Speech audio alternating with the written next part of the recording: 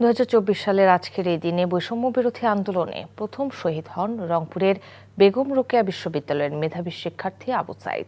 দিনটির স্মরণে আবু সাইদের গ্রামের বাড়ি রংপুরের পীরগঞ্জ উপজেলার বামনপুর গ্রামে ঢল নামে হাজারো মানুষের।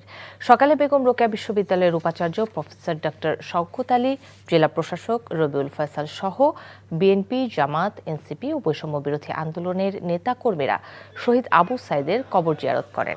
এ সময় শহীদ আবু সাইদের বাবা মকবুল হোসেন, বড় ভাই রমজান আলী, ছোট ভাই আবু হোসেন সহ পরিবারের সদস্যরা উপস্থিত ছিলেন। কবর জিয়ারত শেষে সকলেই আবু সাইদ হত্যার বিচার দাবি করেন। দিনটি উপলক্ষে কালো ব্যাজ ধারণের পাশাপাশি শোভাযাত্রা, শহীদ আবু সাইদ গেট ও চত্বরের উদ্বোধন ও আলোচনার সভার কর্মসূচি পালনের কথা রয়েছে।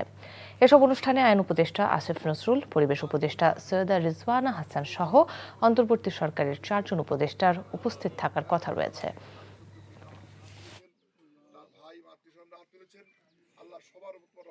বান্ডেল থাকলে প্রতি সেনমানিতে টাকা বাঁচবে। বিকাশ সেনমানি বান্ডেল কিনে জিতুন প্রতি লেনদেনে।